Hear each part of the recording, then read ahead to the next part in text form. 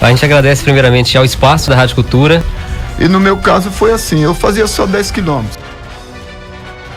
Eu queria andar o mundo. Eu falei, como é que eu vou correr o mundo se eu for 10 quilômetros por dia? Eu vou levar mais de 30 anos para fazer uma volta ao mundo. Veio o medo e veio a promessa. Eu e o meu amigo Marcos, através de um pastor da nossa igreja, o pastor Michelson. Você é um exemplo. E quando chegou com mais ou menos 10 quilômetros, eu estava como morto. Porque não é para qualquer um fazer o que você já fez até agora. Porque eu sou vegetariano desde os 18 anos, logo que entrei na Força Aérea, e a minha alimentação vegetariana me dá força. Minha bike chama-se Pantera Negra. O canal Graça e Salvação do nosso amigo e irmão Marcos Peter. Já deu para perceber que a entrevista vai ser muito interessante.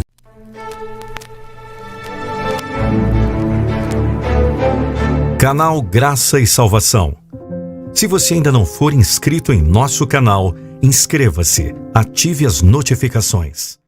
Bom, eu estou recebendo aqui nos nossos estúdios, aqui da Altar Mangabeira 1026, na Cultura FM, a primeira da cidade, o triatleta George Silva. George Silva, ele é triatleta e já percorreu vários países no mundo e está agora num desafio, né, de dar a volta no Brasil, né, dar uma volta completa, algo inédito, né? Jorge, prazer em recebê-lo aqui no programa, né? Dizer que você está bem, né? Aos 62, com um escorpinho de 15, né? Mas deve ter justamente as razões, né? Que é justamente a prática esportiva. Bom, inicialmente é prazer em recebê-lo aqui no nosso programa. Para mim é uma alegria poder ter chegado aqui, uma vez que eu saí lá do sul do Brasil com esse projeto que você acabou de falar, né, de dar uma volta no país, e como imaginaria que ele seria tão bem sucedido até o momento. Então é uma alegria poder participar do seu programa. Bom, o prazer é todo nosso, né? Receber uma figura que tem muita história para contar para os nossos ouvintes. Inicialmente eu queria saber o seguinte: essa paixão sua pela bike começou quando? A paixão pela bike, ela começou da felicidade que eu tive quando jovem de entrar na Força Aérea Brasileira aos 18 anos. Quando cheguei na Força Aérea, eu fui convocado para a equipe de atletismo, fazendo corridas de 10 quilômetros. Entrei na seleção da Força Aérea nessa modalidade de 10 quilômetros correndo. E aí recebi ali toda a instrução de educação física para esse esporte, a corrida, e logo a seguir eu me interessei pela natação, comecei a nadar também na piscina da Força Aérea, e logo adiante veio o ciclismo. Comecei a pedalar pequenas distâncias, e daí então aos 18 anos eu já comecei a ser triatleta, a partir da Força Aérea. A partir da Força Aérea. Você é natural de onde? Eu sou natural aqui da boa terra do Nordeste mesmo, né? Nasci numa ilha, numa pequena ilha chamada Areia Branca, no estado do Rio Grande do Norte. Aí eu nasci lá no ano de 1960.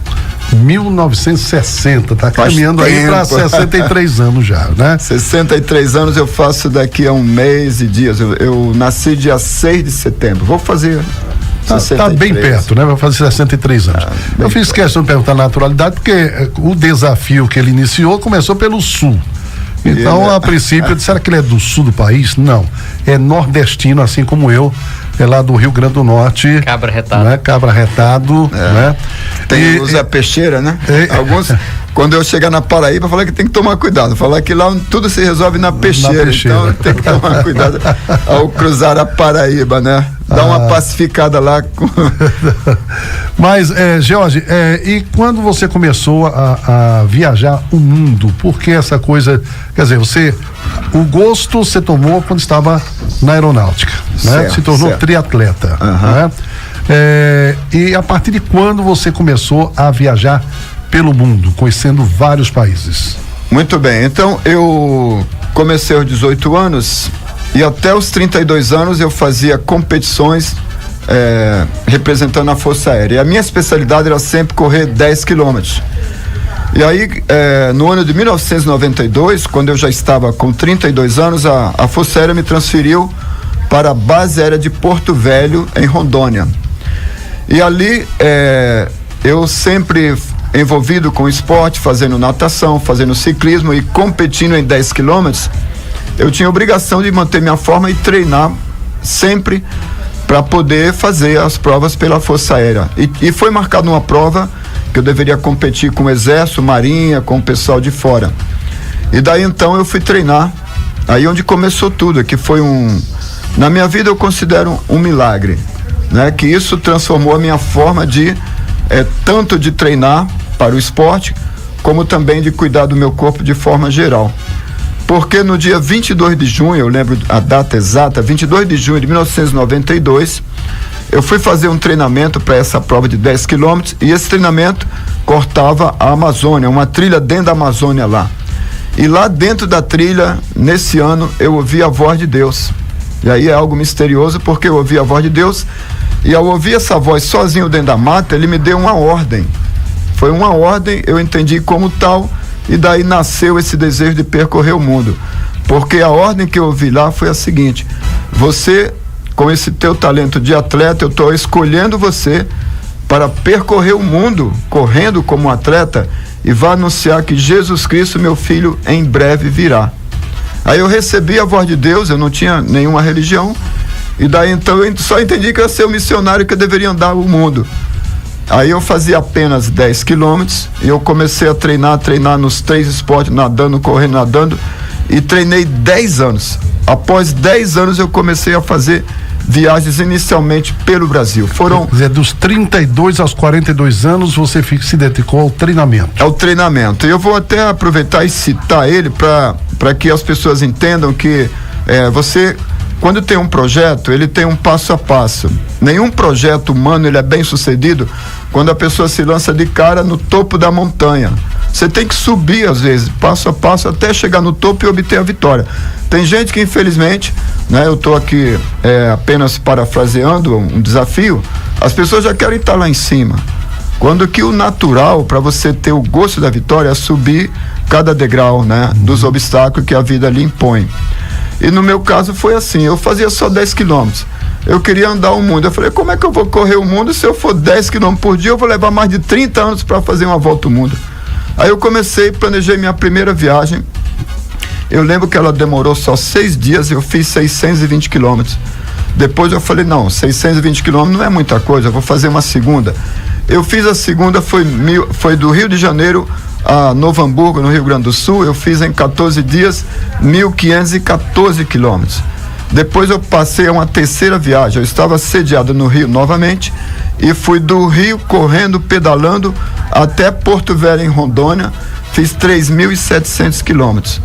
E a seguir demorei um tempo mais e saí para uma quarta viagem e fiz do Rio de Janeiro a Belém do Pará 5.022 quilômetros. Eu fui o primeiro brasileiro numa soma de apenas 4 viagens, pedalar no país 10.000 quilômetros, nesse fracionamento. E então, após os 10.000 quilômetros fracionados, eu resolvi fazer, há 20 anos atrás eu fiz isso, quando eu tinha uns 42 anos, o Brasil do extremo norte, que é o Monte Caburaí, não é mais o Oiapoque. O Oiapoque é no Amapá. O atual extremo norte do Brasil, ele fica em Roraima, na divisa do Brasil com a Guiana Inglesa. Chama-se Monte Caburaí. Aí eu fui para lá, levei uma bike até lá e de lá corri e pedalei isso há 20 anos até o sul do Brasil, vindo pelo litoral, que é o caminho que eu estou fazendo no momento. Isso é como eu estou dizendo, para que um outro atleta, um outro ciclista não tome meu exemplo, mesmo na minha idade, e diga assim, já vou sair por aí. Não, ele tem que executar as coisas, treinando, preparando o organismo para ser bem sucedido, né? Senão ele se arrebenta logo e não vai ir adiante. Bom, então primeiro você fez todo esse treinamento aqui no nosso país, né? Não foi do no Oiapoque, não. Atualmente, quem fizer isso no vestibular vai errar. E tem errar, pegadinha, né? Já, viu? Porque a gente aprendeu assim. Nós nascemos assim. Nascemos ouvindo que o extremo norte do Brasil, do Oiapoque ao Chuí. É uma frase que não sai da cabeça do brasileiro. Mas os Virou estudos até música. Isso, os estudos de geografia já oficializado, o nosso território, o extremo dele fica na divisa não com o Amapá. O Amapá faz divisa com a Guiana Francesa. O Oiapoque é um rio que divide o Brasil, a fronteira Brasil com a Guiana Francesa, lá no norte do país.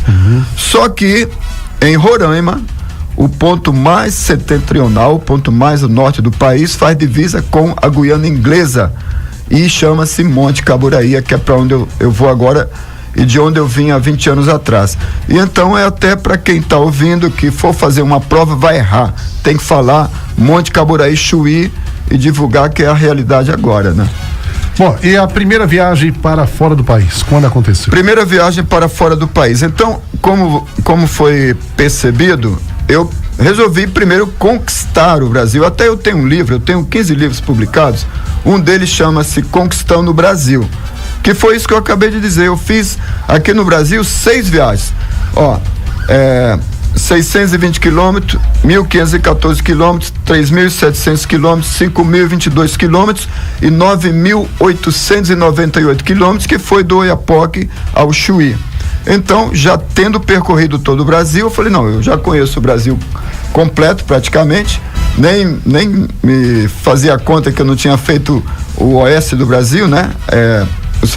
Os estados fronteiriços, eu norte-sul, para mim já era ter conquistado. Aí eu falei, já conquistei o Brasil, agora eu vou para outras nações, vou fazer o que Deus me pediu, levar o conhecimento da volta de Jesus aos demais países do mundo. Aí eu falei, para onde eu vou? Vou começar lá onde eu terminei, no sul do Brasil, Chuí, vou entrar no Uruguai e começar outros países. Aí eu fiz inicialmente o Uruguai, eu fiz o Paraguai, percorri o Paraguai e percorri a Argentina, né? Onde até ganhei essa camiseta aqui, ó, tá escrito Patagônia, fim do mundo, onde eu estive lá e comprei essa. Na verdade, eu ganhei lá essa camiseta lá na Patagônia, onde está o fim do mundo. E aí percorri todo o Cone Sul da América do Sul. E aí iniciei as viagens para a América Central e América do Norte. Quanto tempo se levou isso aí? Muito bem. Terminado o Cone Sul, eu resolvi voltar agora para o outro extremo do Brasil. Eu fiz uma viagem onde iniciei no sul, onde tinha terminado Chuí, Uruguai e vai para baixo. E aí eu resolvi fazer outra viagem, começando no norte do Brasil, em Roraima, de Boa Vista. Aí eu saí de Boa Vista, fui primeiramente até a Venezuela, pedalei toda a Venezuela, estive em Caracas, estive ali no Mar do Caribe, conheci toda a Venezuela. Mas era outra Venezuela ou é a Venezuela que nós estamos ouvindo falar hoje? Era a Venezuela do Era outra Chávez. Venezuela. Era outra Venezuela, ela não estava com esse clima que está agora, né? Porém, a Colômbia foi o país que eu entrei a seguir, ela estava no clima de as Farc totalmente ativa. Hoje as Farc tá um domínio, tá uma paz entre governo e a Força Revolucionária das Farc. Mas em 2010, quando eu fui para lá, estavam bem acirrados a luta deles, e eu tive que conseguir lá dentro um salvo-conduto para cruzar a região da guerrilha. Isso foi uma raridade, porque todo estrangeiro que entra na Colômbia, normalmente ele é sequestrado. Mas no meu caso, pelo amor de Deus, eu consegui, junto aos guerrilheiros, a admiração deles. E em alguns lugares, os chefes deles me protegiam para passar as regiões dominadas pelas Farc, que eles chamam de região roja, vermelha, negra. E eles mesmos, os colombianos, diziam, não, você não vai conseguir passar nesse lugar aí, vão te sequestrar. Mas quando eu chegava lá, não sei como, se era minha roupa, se era a bandeira do Brasil, eles faziam 4 perguntas sobre Pelé, time de futebol, e me davam salvo-conduto. Era isso. Aí eu falei, não entendia, mas eu ia na fé que alguma coisa ocorreria para eu passar em paz. E era falando do nosso país, da admiração, e perguntando que eles chegavam no meio onde eu era cercado por grupo deles, com metralhadoras e tudo, facão na mão.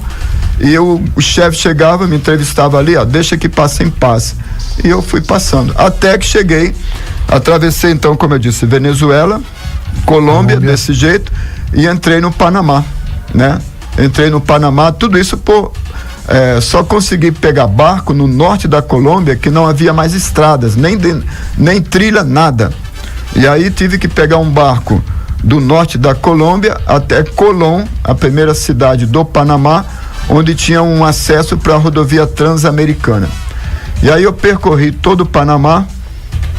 A seguir eu fui para Costa Rica, Nicarágua, Honduras, El Salvador, Guatemala, México e ingressei nos Estados Unidos.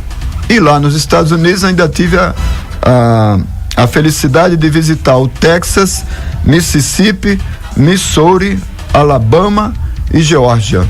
E aí em Geórgia, na capital desse estado, Atlanta, eu dei por encerrado essa minha primeira visita a outros países aqui fora do Brasil. Agora, a pergunta aqui, não deixa calar, como é que você fazia para se manter nessas viagens todas, né? Então... O pessoal do meu ouvido deve estar perguntando, esse cara deve ser bilionário. Bilionário, como é que viaja? A equipe de apoio deve ter uma infraestrutura, exatamente, levando, né, água, comida e tal. Como é que esse homem anda esses países todos de bicicleta e como é que ele sobrevive, como é que... É uma curiosidade que bate, né? Então, para todas as saídas para fora do Brasil e no Brasil, eu fiz projetos muito bem elaborados. Inclusive, se você buscar na internet, vai encontrar várias reportagens minhas na SBT, na TV Globo, TV Cultura. Você acha muitos vídeos sobre o Jorge Silva, o atleta da fé. Agora, por eu estar sempre viajando de forma peregrina, passando vários lugares ao mesmo tempo, eu não encontrei uma empresa que disse assim, você vai divulgar bem o meu produto em tal lugar. Lá eu tenho fábrica, eu tenho tudo e vou ter retorno, por isso eu vou te patrocinar. Quando eu colocava um projeto de uma volta ao mundo, eu não, isso aí não vinga bem com a minha marca, com o meu produto, a não ser empresas grandes como Nike, que tem no mundo inteiro. Porém, eu não consegui acesso a esse tipo de patrocínio, né, de uma empresa com marca mundial. Até agora eu não consegui. E aí, como vocês viram no início, eu recebi, eu penso comigo, uma ordem, não vou falar chamada, eu digo uma ordem de Deus. Simplesmente, talvez você já tenha andado por aí, encontrado em árvores, encontrado em postes ou numa placa dizendo assim, Jesus está voltando, né? Alguns já viram de carro, né? E então, no meu caso, é só isso. Deus só me pediu, vai aonde você for, em rádio, TV, vá aonde você parar com alguém e alguém perguntar por que você está correndo. Porque Jesus me pediu, me deu ordem para avisá-lo que ele está voltando. E então eu tenho que ir sem patrocínio, eu tenho que ir sem apoio, confiando que aonde eu chegar, Deus vai prover o que eu comer, o que eu beber e onde eu dormir. E onde não tiver nada disso, ele vai mandar um anjo colocar comida para mim, como já ocorreu quando eu estava fazendo há 20 anos atrás a minha viagem do extremo norte ao extremo sul. Eu lembro igual hoje, foi aqui na Bahia mesmo, que tem regiões que só tem plantação de eucalipto, você não encontra casa de nenhum lado. Teve um dia que eu cheguei, eu estava com muita fome, subindo essas serras da Bahia, uma após outra, eu estava sem força, morrendo de fome. Aí eu falei, Senhor, eu estou acabado, eu não consigo mais nem dar um passo. Aí eu olhei logo à frente, tinha um banquinho com uma coberta para me parar, né? Uma palhocinha. Eu falei, vou parar naquela palhoça ali, no alto dessa serra, e vou descansar, vou recuperar força, porque acabou a energia. E era hora de almoço. Eu falei, não tem restaurante, não tem nada, o que eu vou fazer? Sem brincadeira, quando eu chego naquela palhoça, em cima do banco, tinha 4 mangas ali largadas em cima. 4 mangas, manga rosa. Foi o meu almoço. E aquilo me renovou energia, eu terminei o resto do dia. Cheguei na cidade, consegui onde dormir, me deram apoio, consegui me alimentar completo, mas o meu almoço eu vejo que foi Deus que me deu. Uma pergunta que também é interessante, em todo esse seu trajeto, toda essa sua peregrinação, você falou muito da questão da fé.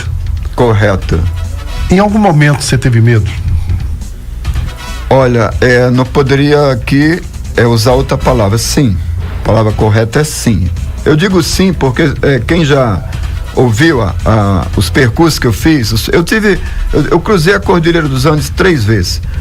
Eu atravessei regiões de guerrilha. Eu tive no país considerado na América Central o mais perigoso do mundo, que foi El Salvador e Honduras.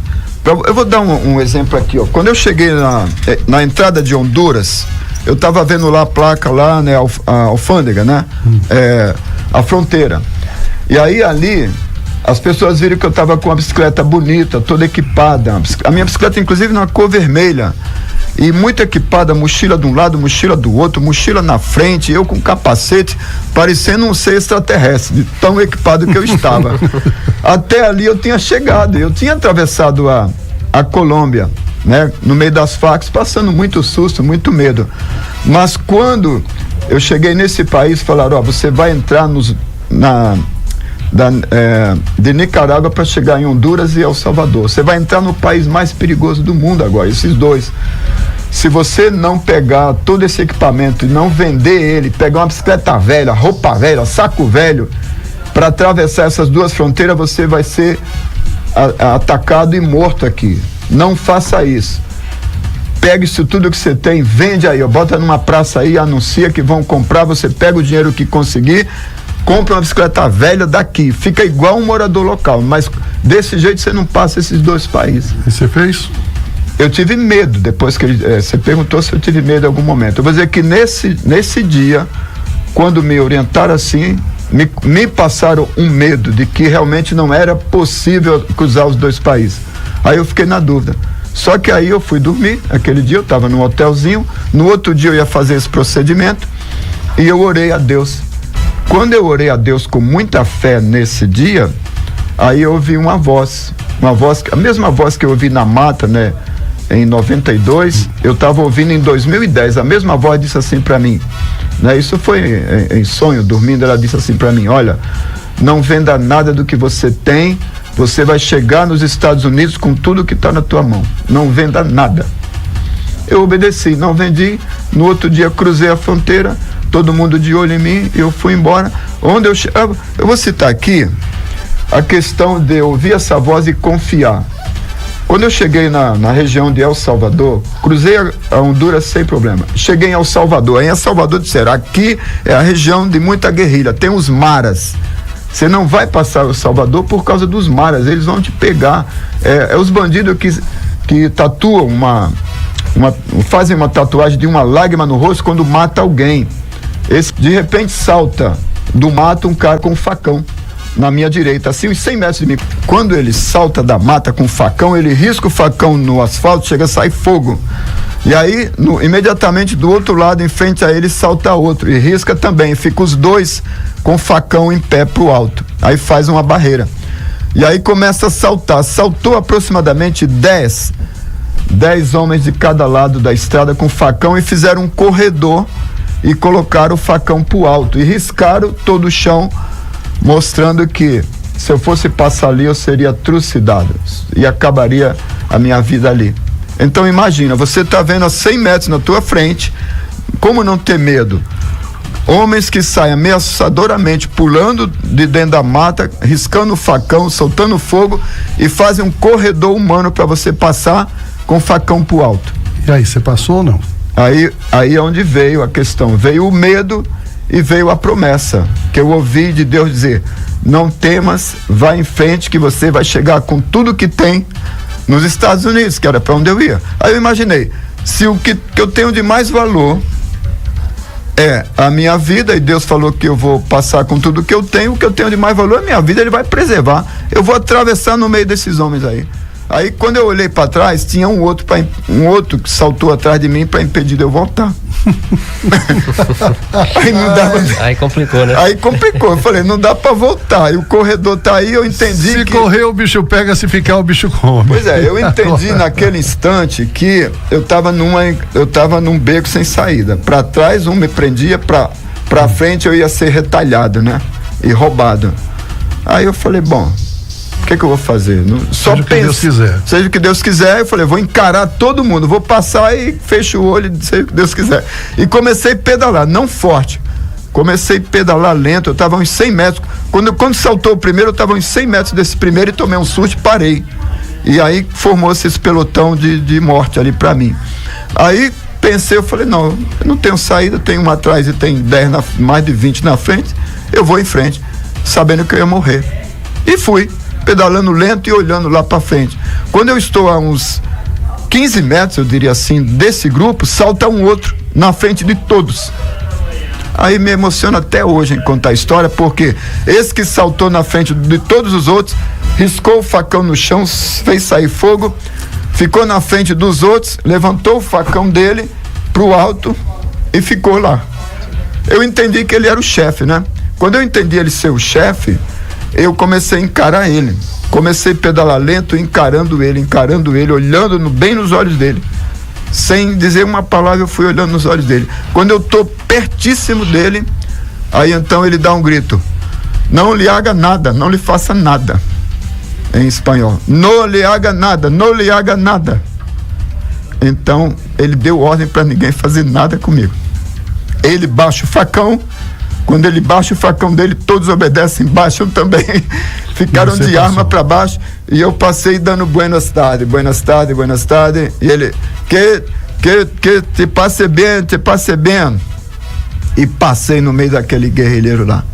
E assim, a resposta ao medo é isso: medo a gente tem, mas tem uma hora que para vencer o medo nós precisamos confiar no poder superior de nos proteger.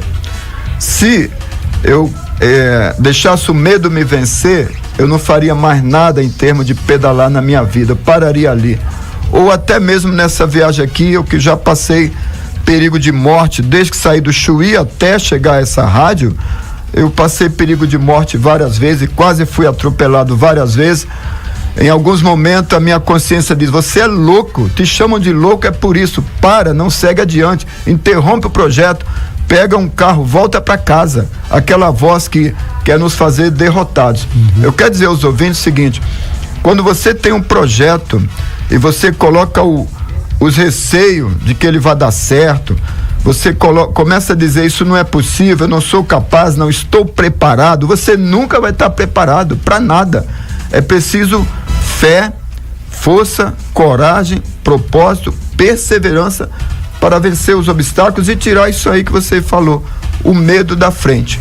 Porque o medo a gente tira com confiança em Deus. Nós temos um ultramaratonista aqui que é um exemplo também. O cara pesava mais de 100 e tantos quilos. Hoje virou um ultramaratonista. Superou.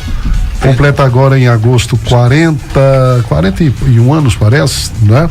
Olha aí. E ele sempre usa 3 frases: força, foco e fé. E é justamente isso que você... Eu tenho uma palavra a mais, eu uso 4: propósito, perseverança, força e fé. Propósito, você cria o sonho. Com perseverança, você corre atrás. Desenvolve a força através do esporte. E com a fé, você consegue executar o que diz as 3 primeiras palavras. Sem fé, você não executa nenhuma delas. Jorge, daqui você segue para onde? Porque você está num projeto de dar a volta no vamos lá, daqui da Bahia, eu tô na Bahia, né? Isso. Eu parei na cidade de Eunápolis até a Guanambi. Eu vim de carro para atender as entrevistas aqui, os programas que eu tenho em Guanambi. Vou ficar aqui alguns dias, até terça-feira. E de Guanambi eu vou seguir novamente de carro até onde eu parei, que foi Eunápolis, até a rodoviária de Eunápolis. Lá eu vou pegar a bicicleta e vou fazer o resto da Bahia. Eu vou em direção a Salvador. Eu vou sair de Eunápolis inicialmente para Camaquã. Camaquã vou descer para o litoral para Ilhéus. De Ilhéus eu sigo até a ilha de Itaparica e de lá eu vou cruzar a nado ali, vou fazer o triatlo, né? Vou nadar de Itaparica até Salvador, até a capital. Chegando em Salvador eu vou subir para Sergipe. De Sergipe eu vou até Alagoas, Pernambuco, Paraíba, Rio Grande do Norte, Ceará, Piauí, Maranhão, Pará, Amapá, Amazonas, Roraima. Em Roraima eu vou até o Monte Caburaí. Quando eu chegar lá eu vou até o Monte Roraima, vou visitar esses 2 montes que tem lá. E do Monte Roraima eu desço novamente até Boa Vista, capital de Roraima, e venho para Manaus de novo. Só que quando chegar em Manaus, em vez de eu fazer o percurso pelo mesmo caminho, aí eu vou para as fronteiras, eu vou para o Acre, Do Acre eu vou para Rondônia, de Rondônia para Mato Grosso, Mato Grosso para Tocantins, Tocantins Goiás, Goiás Distrito Federal, Distrito Federal para Minas, Minas para o norte de São Paulo, aí cruzo para Mato Grosso do Sul, entro no norte do Paraná, norte de Santa Catarina e desço novamente até o Rio Grande do Sul, e no Rio Grande do Sul vou até Chuí e completo assim a volta do Brasil. A previsão é de chegar quando no Chuí? A minha previsão, né, eu tenho um roteiro já pré-estabelecido, é chegar lá no Chuí dia 27 de março de 2024, no ano que vem só. Rapaz, se eu pudesse eu ficar conversando mais, mas não tem como. Mas a história é muito bonita. Aqui você tem várias atividades. Você disse que fica até segunda-feira, que você que fala um terça. Fala um pouquinho de onde você vai estar, o que é que você vai estar participando, né, para que os ouvintes possam não só acompanhar, de repente conhecer essa figura, vou dizer uma figura lendária, né? Porque não é para qualquer um fazer o que você já fez até agora. Muito bem, aqui na cidade eu estou acompanhado aqui pelo meu amigo, meu irmão na fé, Marcos Peter. E foi ele quem fez toda a programação aqui. Eu estou aqui um servo dele, eu estou para servi-lo aqui. E então, primeiramente eu quero agradecer, né, a esse apoio que ele está dando. O convite foi dele, ele me conheceu nas redes sociais, e então, através desse conhecimento que ele conseguiu de mim, através de um pastor da nossa igreja, o pastor Michelson, ele teve acesso ao meu trabalho e me convidou para vir aqui. E então, inclusive, ele conseguiu apoiadores, está patrocinando, porque eu não viria a Guanambi, eu não viria a Caetité, que são cidades que eu vou visitar, estou visitando. Não estava na programação? Eu saí assim, eu saí do Espírito Santo, fui ali, estive na Pedro Canário, a última cidade, entrei na cidade de Itamaraju, né? Itamaraju eu vim para a outra aqui Itamaraju, Eunápolis, Teixeira de Freitas, Eunápolis. Aí cheguei na Bahia oficialmente, de Eunápolis eu já seguiria para Camaquã, descer para Ilhéus e aí ir embora. E então, nesse inteirinho, ele me conheceu e fez a programação, e eu falei, olha, eu só vou aí se for de ônibus, porque meu roteiro não é esse. Aí ele conseguiu os patrocinadores para eu estar aqui. Eu queria então que Marcos, você é que vai encerrar, né? Hoje a entrevista era com esse cara, porque eu não podia perder essa oportunidade, né? Com certeza, Fernando. Tem que aproveitar, é raro, né? Bom dia, Marcos. Bom dia, Fernando. A gente agradece primeiramente ao espaço, né, da Rádio Cultura, e o pessoal também que está acompanhando, o pessoal que tem muita gente voluntária que está apoiando o George Silva, né, aqui em Caetité, Guanambi. A gente tem um roteiro aqui para ele estar ministrando trabalhos ali também. E ele tem um site, né, georgesilva.com.br, né, que tem as fotos, tem os vídeos, todo o trabalho que ele tem feito. E nós temos um canal no YouTube também que a gente vai estar dando apoio, divulgando, né, com alguns vídeos, que é o Graça e Salvação, que é o ministério que a gente trabalha no YouTube, Graça e Salvação. A gente vai estar cobrindo um pouco dessa jornada dele na Bahia e vai estar colocando os vídeos lá. Beleza. Uma última pergunta que me surgiu aqui agora. A gente falou de tanta coisa. E aí mandaram eu perguntar para você o seguinte: um ouvinte, né, tá aí acompanhando até agora a nossa entrevista. E a família? Então, aí a família, eu sou casado, né? Começar a falar de família. Eu vou fazer 40 anos de casado, vou fazer no pedal, viajando. E aí então a minha esposa é a Francis. Não sei se ela vai, acho que ela não está escutando, mas um grande abraço, um beijão para a França. Mas vai ficar tudo gravado lá no YouTube. Então vou mandar para ela ouvir mandar o lá, link né? para ela, para ela assistir. Para ela assistir e ouvir. Muito bem. No YouTube ela vai ver, né? Muito bem. E então a minha esposa França, meu filho é o Gregory, tem uma filha chamada Glendale e um neto é o Benjamin. Aí no meu caso, a família só suporta a minha falta porque eles têm a mesma fé que eu nesse trabalho, que eu não faço algo para me engrandecer. Eu não sou alguém que eu poderia na minha idade, se eu fosse para qualquer competição, eu seria recordista. poderia me sobressair como um grande atleta aí se eu fosse atrás. Porém, eu uso o esporte para engrandecer ao Senhor. De maneira que a minha família, compreendendo, a minha esposa suporta a minha ausência. Essa viagem eu vou ficar mais de 1 ano longe de casa, né? E então, inclusive vou fazer aniversário agora. Ela tem aceitado de bom coração que eu possa sair, né?